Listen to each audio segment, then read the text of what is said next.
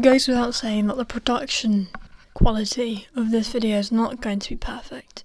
So I hope you'll bear with me. Yeah, you'd really think I'd make more effort in like ironing my shirt or something, but sorry.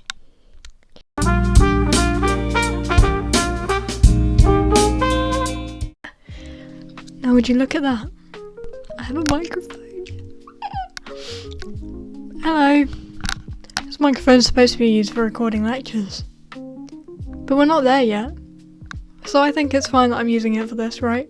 Multi-purpose. Anywho, hello beautiful people. Welcome to my new mini-series that I am calling Solo Interrailing as an Introvert. Weird way to define my trip, I know, but I feel like the way I tend to keep to myself and not really pushing myself out of that boundary defined how I travelled a bit. Obviously there are benefits and drawbacks to everything, including that, so I'm going to talk a bit about those, I think, as I get into more depth. This is just an introduction. There's more to come, don't you worry. This video is just to go through my route and kind of the transport and accommodation costs. I'm going to put that in here just to give it a bit more sustenance filling, I guess. My overall trip is a bit unusual in the fact that the solo part of my trip wasn't actually very long. It was just a bit over a week, like a week and one night. So about 9 days. It's not very long. I don't know, it's just how things worked out and I'm glad it was. I think that was a good amount of time for me on my first solo trip anyway. Also B, although obviously I ended up going back home eventually, I did go back home with my family. I met them in Berlin and we did our family holiday on top of that for another 9-10 days. So I was packing for my interrail trip plus my family trip afterwards, which, I mean, it's not that different, to be honest. Officially, my solo trip consisted of 8 nights and 9 full days, including the starting and ending day because they were long days. In reality, another night was added where I was by myself because my family's plane got cancelled. But I don't count that because I was in a nice hotel with my own shower. In that short amount of time, I saw and stayed in 3 cities and ended up in a 4th. Anyway, here's my actual route on a map. Yippee. Starting from home, my dad drove me to King's Cross St Pancras and I got that Eurostar from there to Rotterdam, where I stayed for 1 night. And then I had an overnight train after the 1 night stay there from Rotterdam Central to Prague. I stayed 3 nights in Prague and then I took a day train for about 4 hours from Prague to Bratislava in Slovakia. After the second night in Bratislava, I took another overnight train from Bratislava to Berlin, where I was supposed to meet my parents, and that was my route. As I said before, not very long, not very many places, but I did see a lot, so I think it was a week well spent. It meant that I crammed as much as I could into each day. Now I'm going to get into the costs of the travel that I mentioned, plus the accommodation that I stayed in each of those countries. My entire funding for this trip came from working 11 months in retail as a part-time job along with school at minimum wage, so it was also towards the uni upkeep, so obviously I wanted to keep some for that as well, and I had saved some from birthdays and a Christmas job I had before, but I did want to keep my costs to a minimum, obviously. I think we all do. First of all, we have the Interrail pass.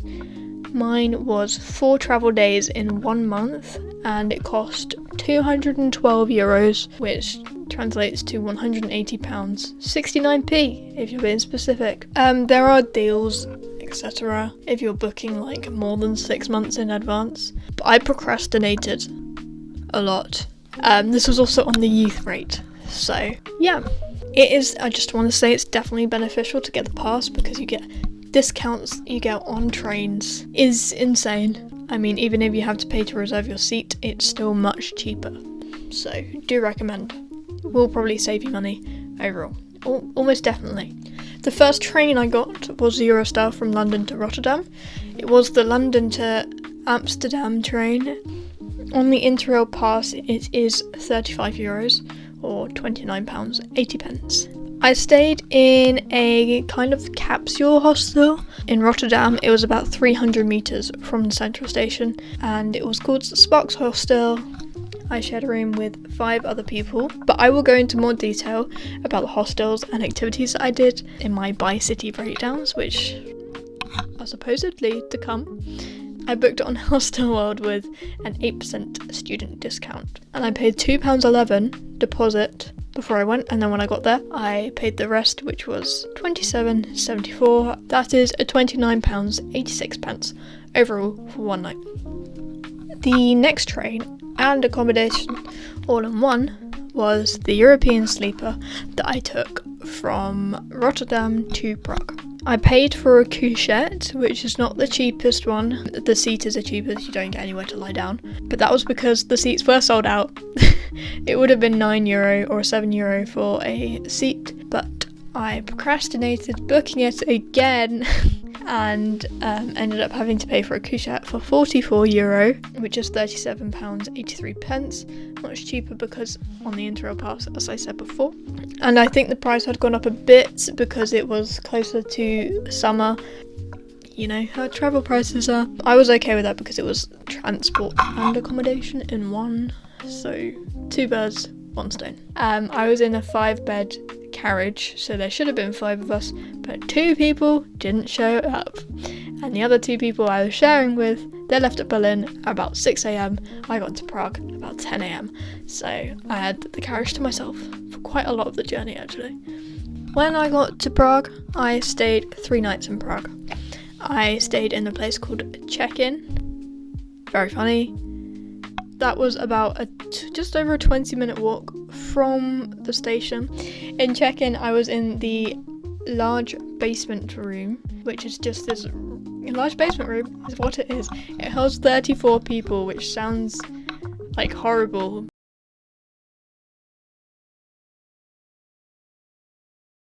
I booked that on the website. There was no deposit, but free cancellation. I paid 2,215 Czech krona, which is about £74.28. I paid that when I got there.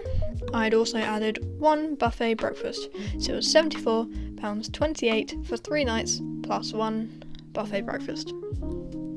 The next train I got was a day train from Prague to Bratislava. It was on the RegioJet line. You need to reserve seats, but the Interrail discount was so insanely cheap that I even bumped myself up to relax second class instead of just second class. Like, I was relaxing. And I got a free coffee. You got a free coffee of your choice. That ended up being €2.80 or £2.41 for that train and the free coffee. So I basically just paid for the coffee. It's cheaper than most coffee. When I got to Bratislava, the accommodation was again a 20-minute walk-ish from the station. For my final accommodation, I stayed there 2 nights. I didn't choose the cheapest, but I think it was still the second cheapest because I was treating myself. But boy, was it worth it. Like, it's called, I want to say Kors. That's how I've been pronouncing it in my head anyway. Kors like a hotel. It is like a hotel. So, they're not lying. It was another capsule hostel.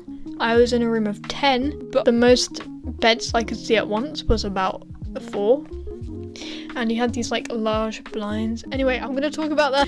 I'm going to talk about that in my individual videos for each country. So if you want to know what that was like, go check those out. Subscribe. Click the bell. I booked that on their website. And I paid €77. It's marketed as €70 for the 2 nights, then it's a 10% tax, so it's €77, £64.95 for 2 nights in Bratislava. And finally, not to get back home, but to get to Berlin. I'm calling it home because that's where I ended. My final train was another overnight train, but this time by Euronight. It's part of the OEBB 9. I bought a seat instead of a couchette this time. It was €19 for the seat, or £16.37.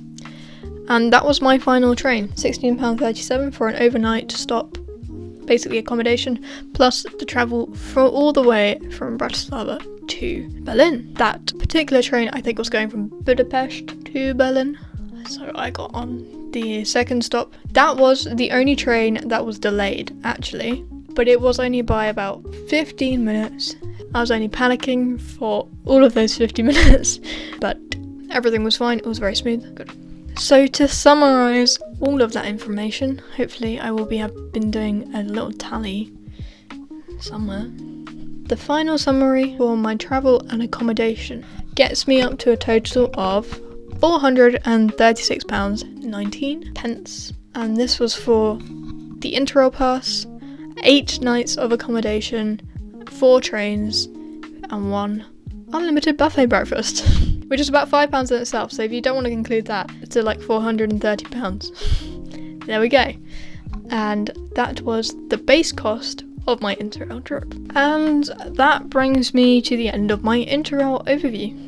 I have lots to talk about in regards to this trip, so you can definitely expect full breakdowns of each of the days, but until you join me then, I hope you have a fantastic day. Stay fabulous. Bye bye.